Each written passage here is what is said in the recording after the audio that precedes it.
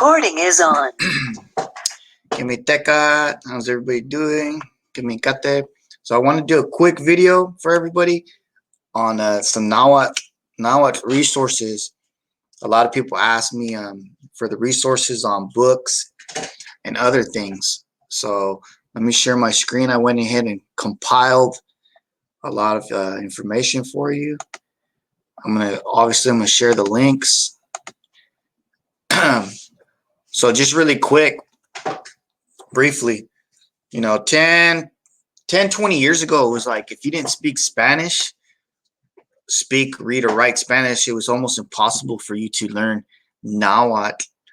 And because of that, what happened within the communities, like in the United States, the Chicano, Mexicano communities there, is we started to learn a lot of bad Nahuatl, what I call bad Nahuatl. And that's because people that were learning, it was like one person told you this, and as you pass it down, it just gets distorted. And a lot of bad Nahuatl started being introduced, mispronunciations, fabricated words, distortions. And I'll give you two prime examples that are kind of prominent within the US is the word for thank you. There's lots of ways to say thank you in Nahuatl. It depends on your variant or the variety you're speaking. There's no one word or one way, right? But we can make some general statements about it. And we can say that when something is just 100% incorrect. And like the word thank you is most often heard as Tlahtoltapazolli, right? Tlahtoltapazolli, Tlahtoltapazolli. But, and this is the way it's said within central Mexico, like in that area of Mexico City, surrounding area, Tlaxcala, they still say it like this. And it's Tlahtoltapazolli, right? But within like danza circles or Mexicayo related groups, you're going to hear Tlahtoltapazolli. And what's happening here is that, let me go ahead and type it here. They're adding a suffix TLI. Now, this is a noun suffix. Now, the expressions, as you start learning now, you'll see that the expressions related to like greetings or salutations, interjections, a lot of times they end in T, like tonalti, teotlakilti, good afternoon, good morning, tlazokamati,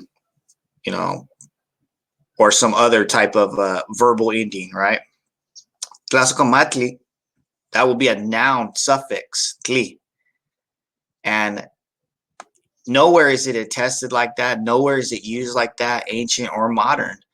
It's just not, it's Tlazokamati. But I don't know why, but it seems to me like at some point in time, somebody thought that sounded more Nahuatl, or they're testing the etymology of the word to Tlazotli for the first part, and then they're saying that the second part is Kamatli or Kamakli, or a variant of this word, which is for mouth, and they create this fabricated etymology. But we'll have to talk about that in another lesson or another video, excuse me.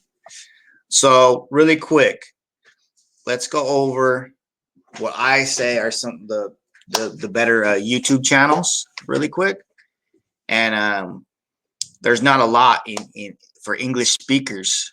So let's go over the first one here, and I'm gonna put the links in here. The first one's called Nahuatl Tlatocan. Nahuatl Tlatocan. And this individual, the teacher here, the instructor, he's from California. I don't know if he's originally from there, but he's from California. I like his channel. I like his style. What I like about his channel is that he's teaching you what people refer to as classical Nahuatl, but his pronunciation is really good. You can tell that he's studied, he's learned it. He doesn't give you these really way off pronunciations. And so it's really good. The content is grammatically correct as far as how to say words, how to make basic sentences. He doesn't have a lot of videos yet, but I will recommend his channel. On the other side, I would just say take with a grain of salt, as I say, caution anything related to these fanciful etymologies that make Nahuatl like some superpower language with magical connotations, or the words mean this, etymologies. To say that the etymology of a word is what that is not an easy thing to do. I cannot say that like a word has this same sound as another word, so they must be the same word. Like I can't say the word, like I heard in a podcast earlier, they gave a great example, history. We cannot say his story really means his and story. That's not the actual etymology of that word. People say that his story, in describing in order to express an idea, but that's not the etymology. So, for example, in this individual's channel, he says Nahuatl comes from the word nawi and at, for, and the word at, which is water, and for water. And they have this whole story that's been created around that supposed etymology, but that is not the etymology that almost every linguist that I know, every linguist that I've researched, studied within the communities, they now at speaking communities, they don't really talk about like the etymology of words. Like most people don't know. Just like if I asked you in English, what's the etymology of the word wilderness, you're not going to be able to tell me, most people. But we'll do a video later on the etymology of the word Nahuatl and some of these other ones. But I like his channel. So he's dealing with the classical Nahuatl. Most all the other channels deal with modern variants, and I don't like to use the term modern variants as opposed to classical, because it kind of superimposes an idea that the modern variants are not as ancient or old as the so-called classical. But just for simplicity, we're going to use that term. So the next one is Paquilistli, and I'm going to put the links here. Paquilistli, he's he's kind of like me, born in Mexico, raised in the U.S., English speaker. So his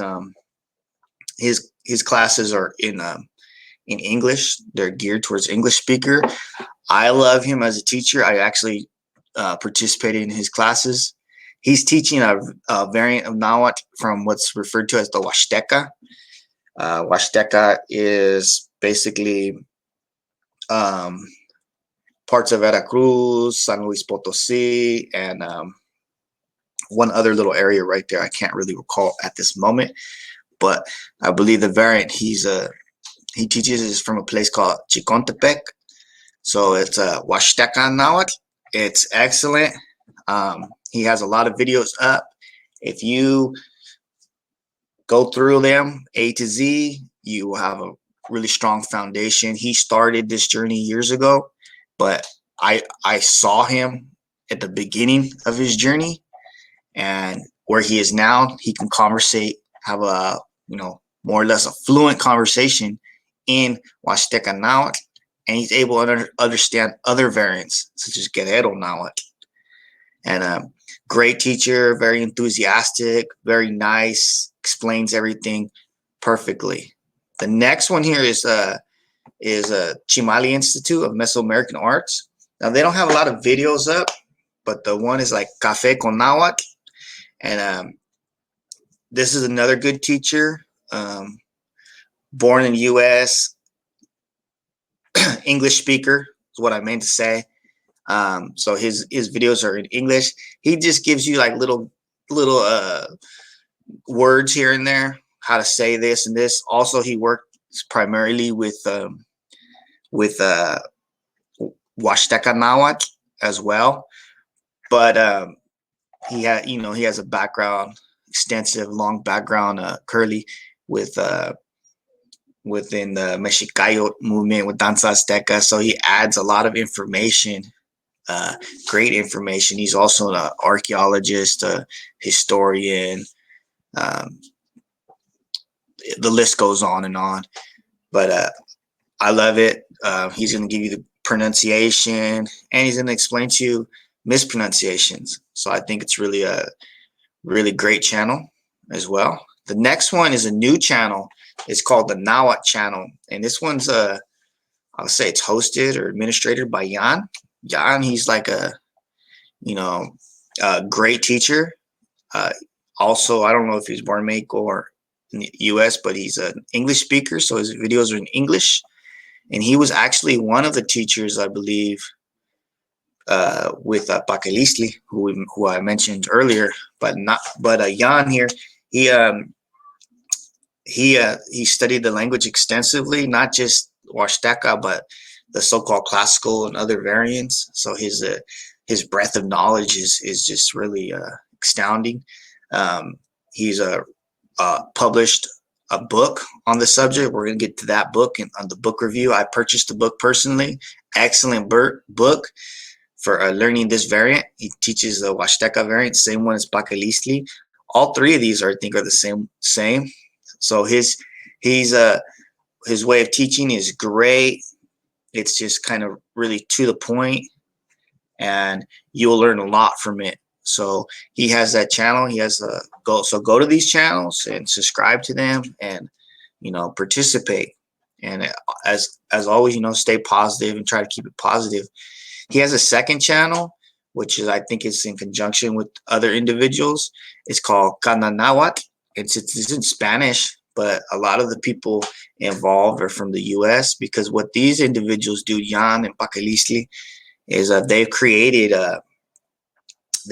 workshops, they created classes, Zoom. I don't know what other platforms they use.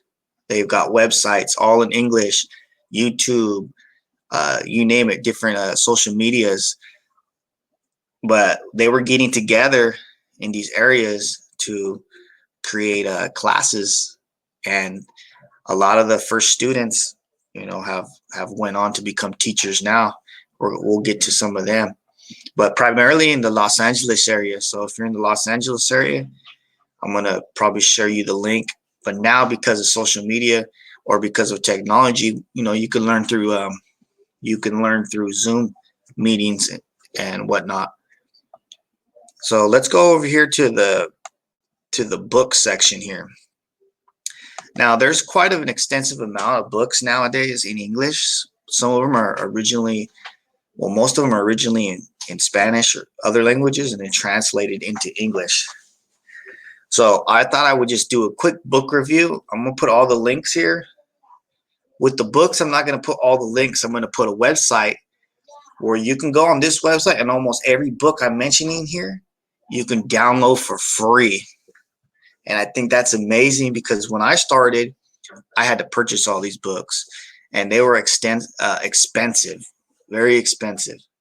So the first one, this one's Sullivan's Compendium of Nahuatl Grammar. This one's really good. I think it's kind of like it'd be great for like a beginner even, or intermediate level. And it deals primarily with classical Nahuatl. So most of all the books in English are dealing with classical, because that's what most scholars are interested in, right? Most historical texts are in that variant. So most of the books you're going to find are going to be in classical. If you're trying to find a book in English, that's going to be for modern variants, that's going to be a little bit harder, but still doable. I'm in the process of getting my dictionary that I did on the Jalisco Tuxpan variant published. It'll be first publication will be in English for English speakers. So her book's great. It gives you all the basic breakdown, A to Z, on the grammar, the rules, the different type of verbs that are used in now, how to conjugate verbs, nouns, etc. Has some text examples, a lot of textual examples from colonial text, because as you know, almost all a lot of Nahuatl history from central Mexico was recorded early on, like within 30 years, 20 years, they were recording everything. So they're there, and that's the compendium of Nahuatl grammar. Here's a picture of the cover. Sometimes they have the cover. The next one is an introduction to classical Nahuatl. This one is by Launi, and I believe it was originally published in French, but now you have the Spanish and English translations. This is an excellent book. This one's more like a textbook that you would receive maybe utilize in a university. So it's at a little higher level. It has a lot of breakdowns, and it has practice lessons more or less at the end of each chapter. And it's really good. I love the way he breaks things down, the way he explains things. However, I would find that you have to read this one. You can't just go through this once. And with most all these books, you're going to have to go through them a few times and study them, like really in depth study them. And with this book, with these two books, I would say you still need to have other books to assist you in the understanding. But these are both great books. This one's called Introduction because that's exactly what it is. It's an introduction. It's a great introduction, but it's an introduction nonetheless. All right, so this is a dictionary really quick. This is one of the few dictionaries in English. Analytical Dictionary of Nahuatl. It's by Cartoonin. Maybe I'm mispronouncing her name. She's a European linguist, but that specializes in Nahuatl. She's like one of my heroes in as far as linguists go. I love all her work, all her research. Her dictionary is one of the first dictionaries I had. It was very difficult for me to understand because I was a teenager. A lot of the terminology, the grammatical terminology, which today would be easy because you can just look it up what these grammatical terms mean online. Whereas when I started, you couldn't do that. So I had to look for dictionaries and other things to try to understand the terms. But it's really great. It's a mixture of classical Nahuatl, primarily the Molina's dictionary, and modern variants. So she's showing like the words, what they mean, etymologies, how they're derived, and not so much how they're used in sentences though. So this is a book that I would recommend, like if you're trying to verify a term and you want to know what the word means. It's not going to tell you how to use it, but it will tell you if it's a reflexive verb, transitive, intransitive, basic meaning. So once you start understanding how Nahuatl works, this would be a good dictionary to have. It's one of the few in English, one of the few that are really good. Analytical dictionary. Okay, the next one here is Huasteca Nahuatl Fieldworkers vocabulary. This one's really good too. It is on the modern. So Huasteca has a lot of explanations. This is kind of like a little breakdown of that variant, and there's no picture that accompanies it. Nahuatl as written. This is an excellent book by Lockhart.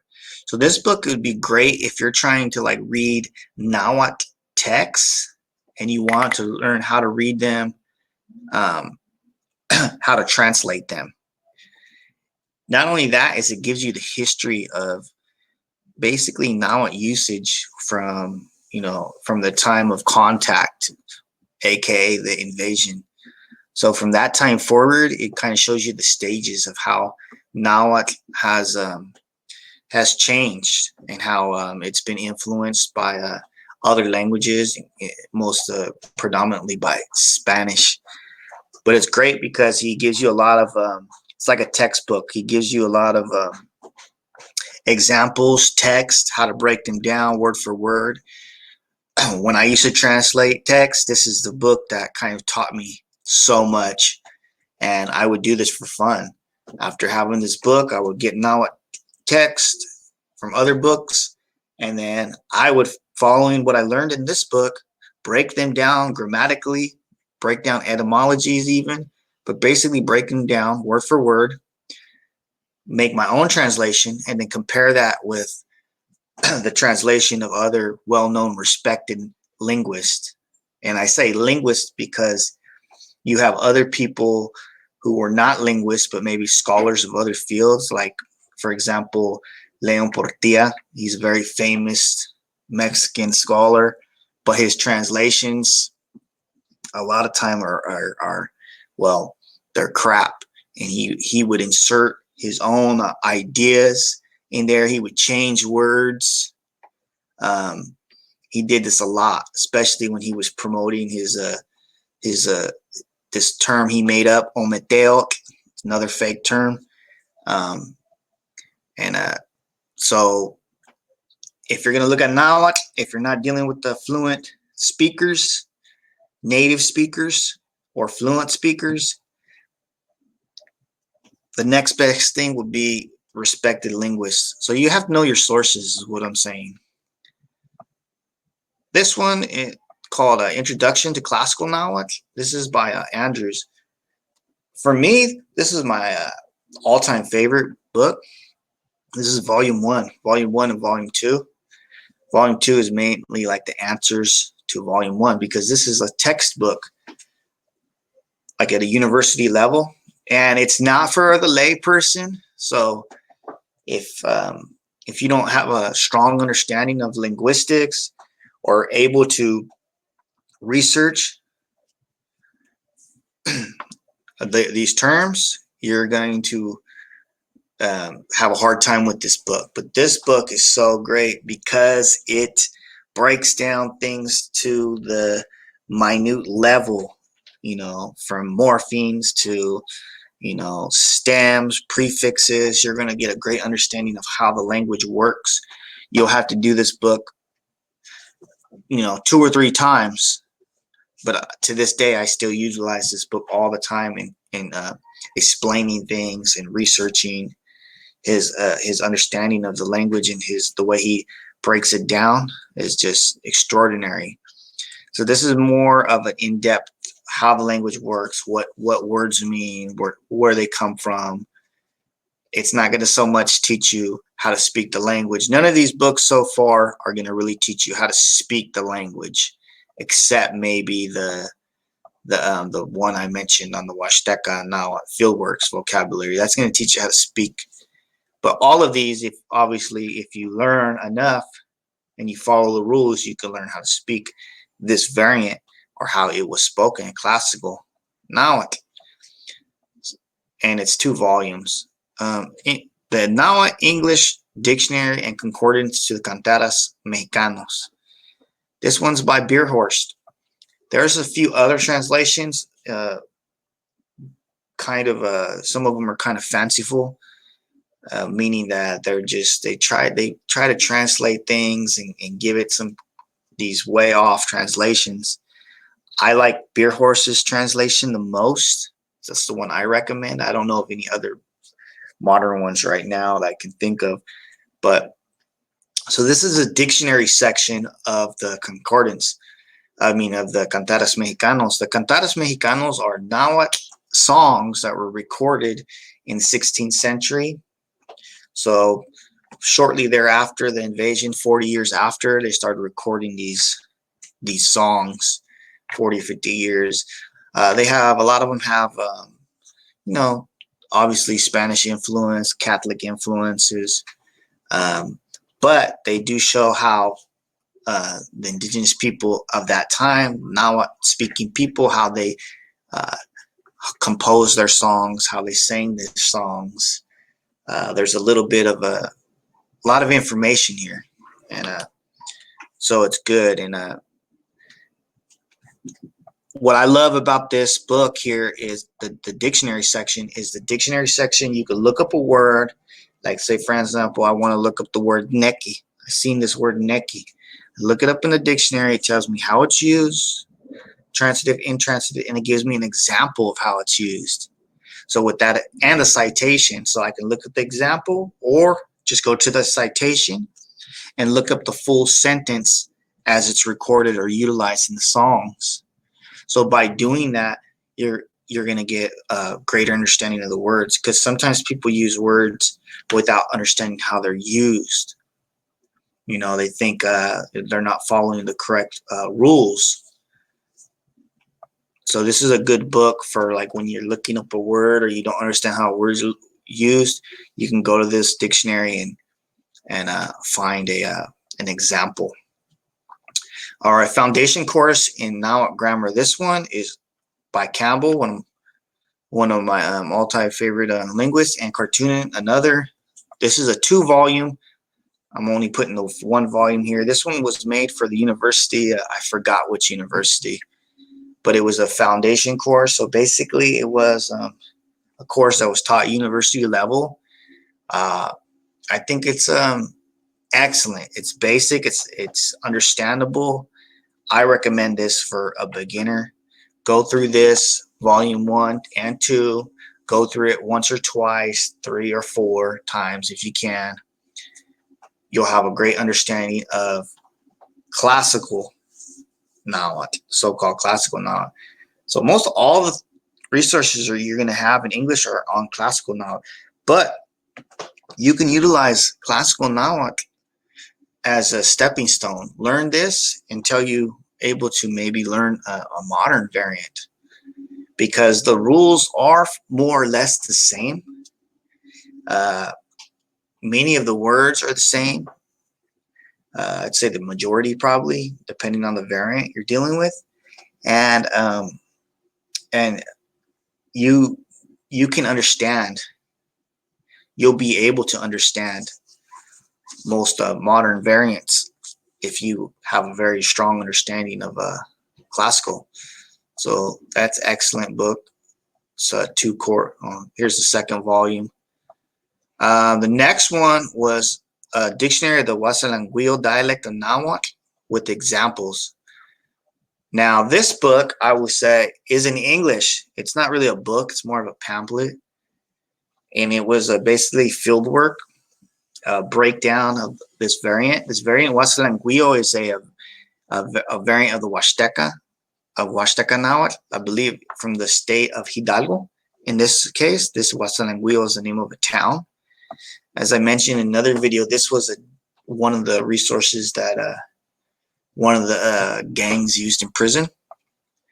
But this is a great, because it gives you the breakdown of the grammar, examples of how they're used, textual examples like full text, stories, prayers as they're used in this community. If you were to master this this work here, you would be able to have a basic rudimentary conversation in Huasalanguillo Nahuatl, and you would be able to understand most of what is said in Huasteca variants of Nahuatl, if not other ones. So this is great, and this is by Kimball. All right, so I have to mention this in passing, and I hate to be the hater or anything, but there's some books that you want to stay away from. This one is a Nahuatl English Nahuatl, aka Aztec dictionary, and this is by Fermin Herrera, who was a professor at I think the University of Northridge in California. I don't know if he's still a professor there. For a Nahuatl language learner, this book here is well, stay away from it. It's not going to help you. It's going to confuse you. It doesn't specify what variant the words are from. It's a mixture of many variants. It's words, newly coined words. What do they call them? Neologisms. I believe that's what they're called. Newly coined words, you know, for like a car, a bus, airplane. A lot of the words are grammatically correct, but you don't know what variant you're talking about or you're speaking. And this is what's really important with Nahuatl when studying Nahuatl is we use the term Nahuatl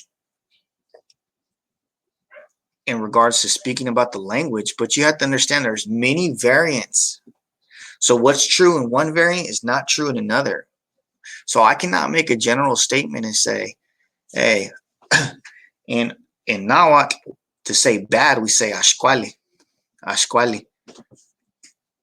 That's true and not true because it's only true within the Huasteca. Everywhere else, they use a different word.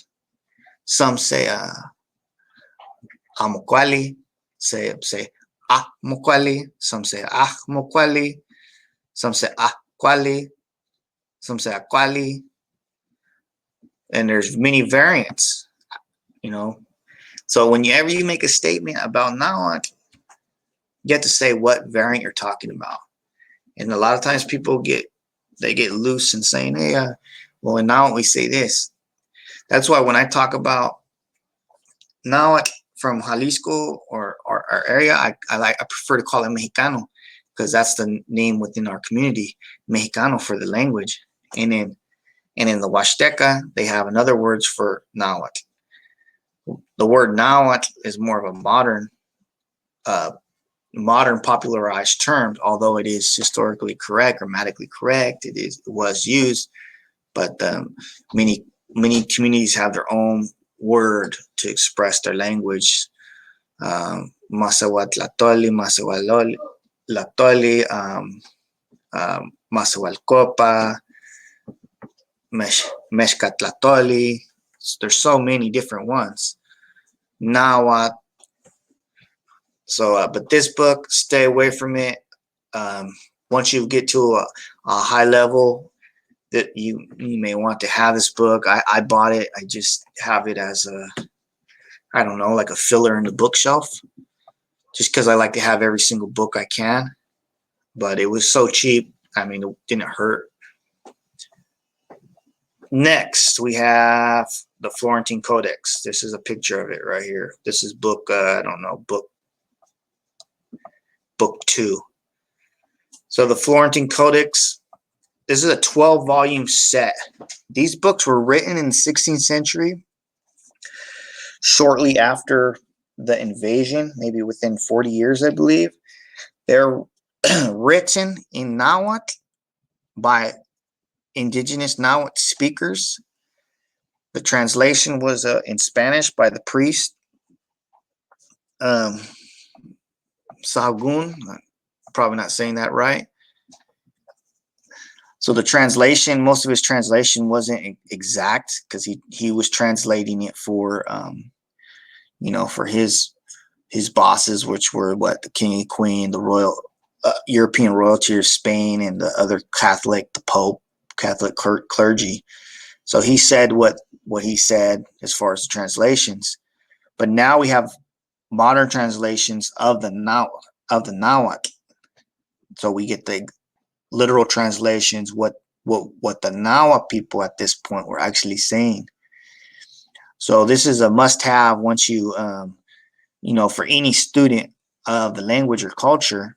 But if you want to learn how the language was spoken and how to speak Nahuatl as was spoken by the Mexica and related people, these books are a must-have. The Nahuatl has been transcribed for you because it was originally handwritten.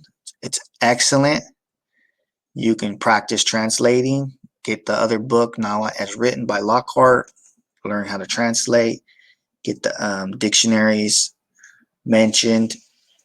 You could look up words. And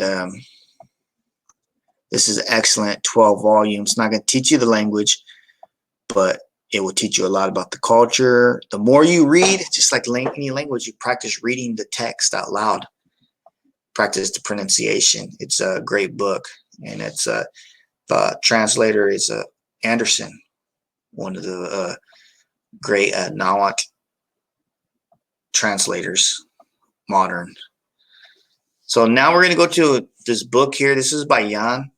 which he has the channel, the Nahuatl channel, and he has 2 volumes. So he has the first volume and then the second volume, right? So the first volume, I purchased the first volume. Sorry, Jan, I'll purchase the second volume soon, I promise. But the second volume has extended additional information. I can't speak on the second volume, but if it's anything like the first, then that means it's great. So the first volume, this is the cover of the first volume. This is an introduction basically to Huasteca Nahuatl. It's great. It's really easy to understand. There's great examples. It's I don't want to say it's simple or simplistic, but it's formatted in a way where you can just go from point A to point Z and understand. You know, it doesn't jump around, so it's kind of it's formatted really well, and I really like it. So definitely go and purchase this book.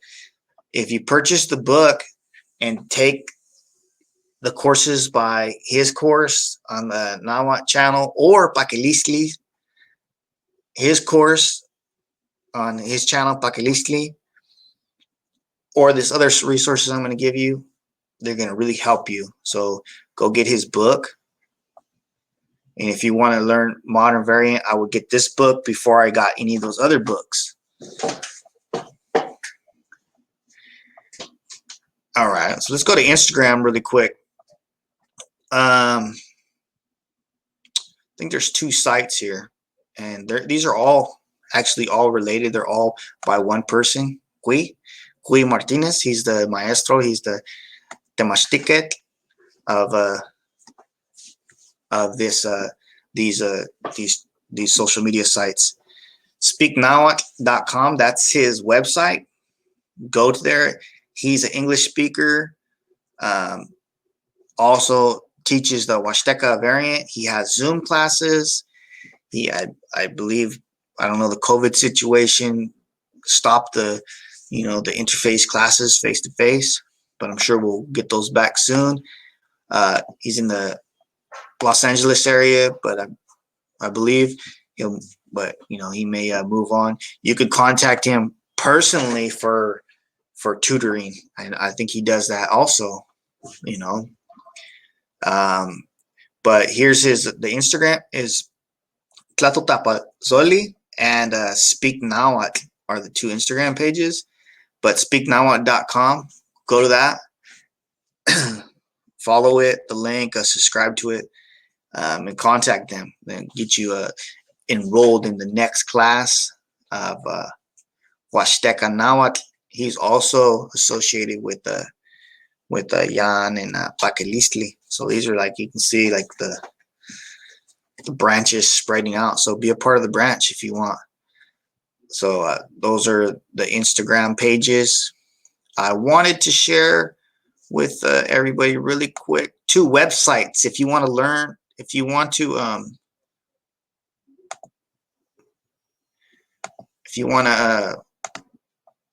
know what a word means, right?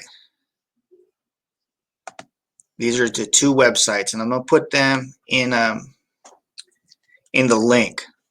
So here, this one is from the university here, University of Mexico City, I believe.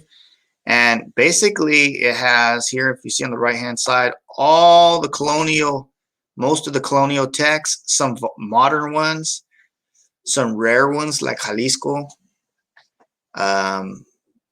colonial text, but basically all the colonial text, and you could put up a word.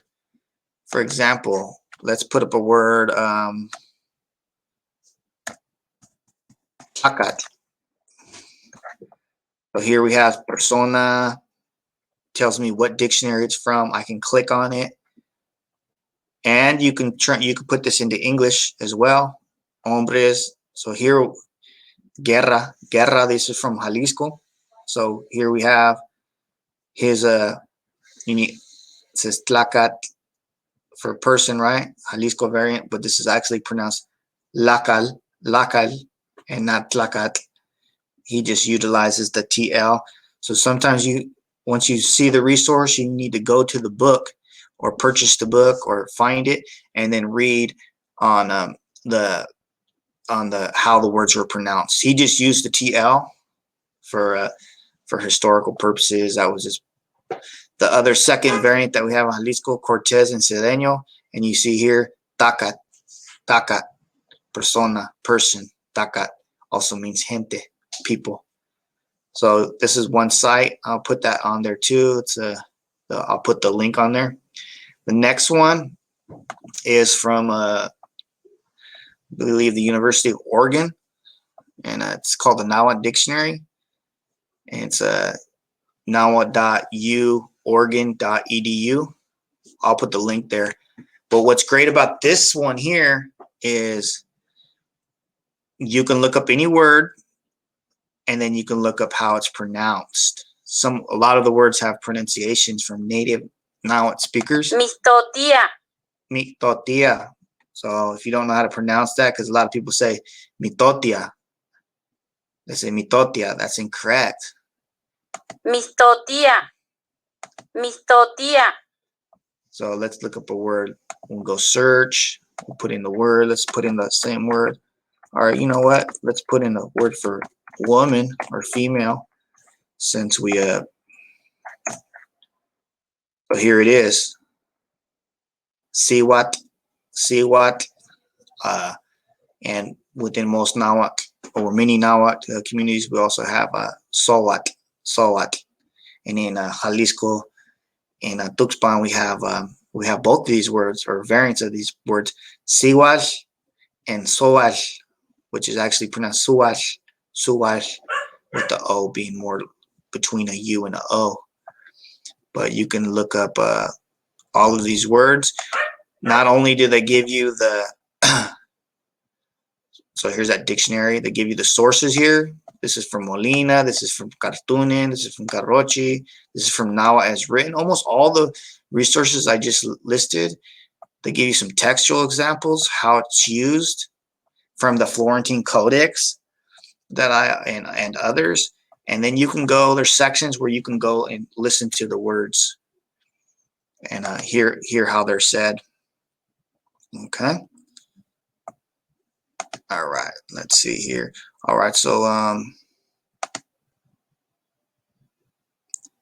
all right, so hopefully that answers some of your questions. If you have any questions on additional resources, or you have any specific question on Nahuatl in general, you can go ahead and put your comment down there, and I'll do my best to answer. If I don't know the answer, I promise you I will try to find somebody that does know the answer and that can help us out. Well, thanks everybody for watching, and hopefully we'll have another video for you soon. Timotasque.